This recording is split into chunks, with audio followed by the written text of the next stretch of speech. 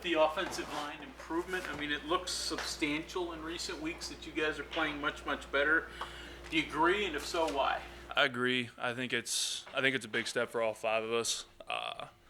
Over the bye week, we kind of all got together as just an offense in general and really discussed like what we wanted for the rest of the year and wanted to make sure everybody was on the same page, everybody was bought in, and all five of us didn't flinch. Everybody had the same answer, and I think the biggest part of the improvement was we all trust each other and we all know how much work we put in over the off season, and we know that we were capable of better.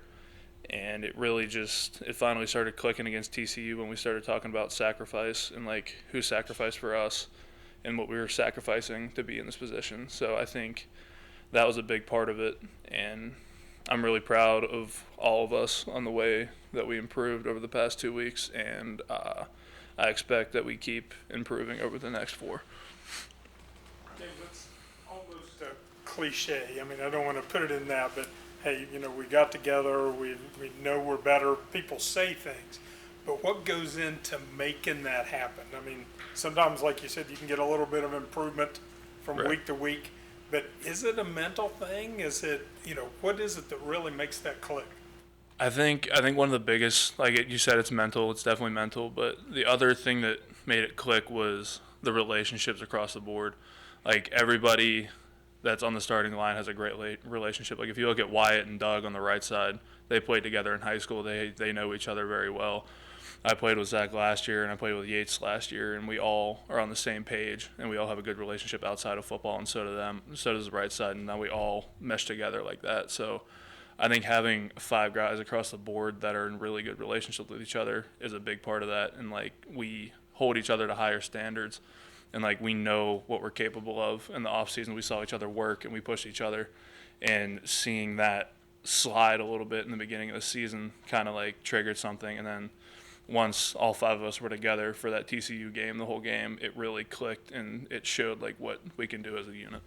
How much did that help, do you think? I mean, I know, you got the balance of some other guys may deserve to play, but having the same 5 out there for every snap. I think it's a big part of it, because like we come off the field and immediately start communicating, like we know what's going on each side of the ball, so if something happens on the other side, they can get switched, and it's just being able to play. I think we played 81 snaps altogether against Iowa State, and with no like real deep experience like seniors, that's a huge step for an offensive line. Like you don't really see that much unless it's like a group of seniors of like 4+ that can play 81 snaps, but you have underclassmen that are playing that, so that's a big step.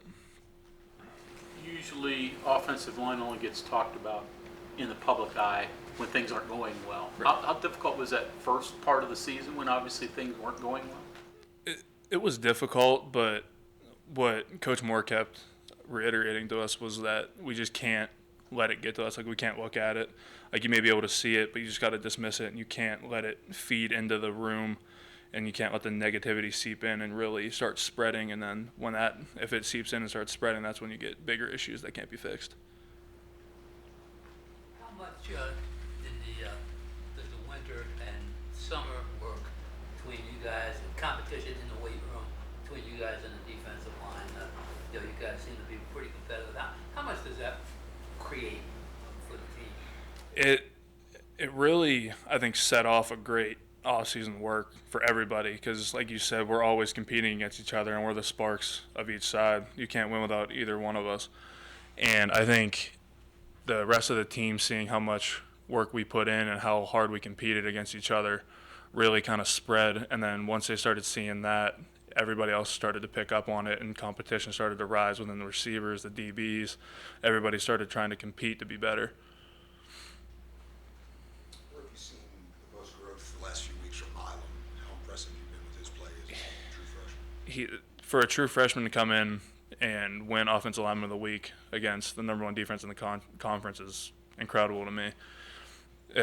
During the team meeting the next day, we always go through and give out awards, and we heard 8 knockdowns.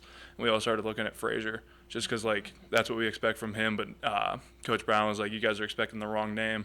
And then he said Wyatt's name, and it was really, like, relieving and like I was proud of him. I think we all were, to see him come out and play the way he did. He was very physical. His attention to detail was elite. He really took a step from previous weeks. Like even from TCU in 1 week, he made tremendous strides. James, your college experience is different than most of your teammates, being married with a child and all those type of things. Just what's that like in the locker room? How much, I don't want to say grief, but kidding do they give you for being the dad and all those type of things? No one really gives me anything about it. It's kind of just, I mean, I get called grandpa a lot from Wyatt, but there's nothing much really said about it. It's all my family's kind of like separate from here. Like we'll joke about it here and there, but it's nothing that's like brought up a lot. Is your experience different than your teammates? I mean, they're going out doing some of those things. No, not really. I was never one to like go out, and I was always more just stay in the house and relax, play video games. And I don't think having a wife or kids would change that at all. I think I would still be doing the same thing I would. James, when you see Mathis come in and run the first couple times, it seems like that wakes everybody up. Just the nature of his run. It's exciting because we're used to Letty doing that, and Letty being the only one to power run. But seeing Mathis come in and do what he does, it's really relieving, and it takes a lot off of Letty. It takes a lot off his back. We saw it a lot during camp, and then he had his little injury, and then he came back. He worked to get back to the strength he was at about mid-camp, and he hasn't missed a beat, and it's really, really exciting to see him play the way he is. Make it easier to block or more fun to block, or do you just not to block because he breaks tackles? Yeah, he breaks tackles. It's fun. It's relieving to know if you do miss a block, there's a chance that he's going to make a miss. So that's a nice part. Did you see the play that he made in the backfield? I think it was on your side, right? Yeah, it was on the right side when he dropped number 9. Standard move in the backfield? Yeah. Okay. Back to being a dad, you go out Halloween, did you take it's a daughter, right? Yeah. You go trick-or-treating, do all those things? No, we didn't. She's still a little too young to understand the whole candy and trick-or-treating concept, but I would have liked to just so I can get the extra candy. Any other questions for James? Thank you, sir. Thank you.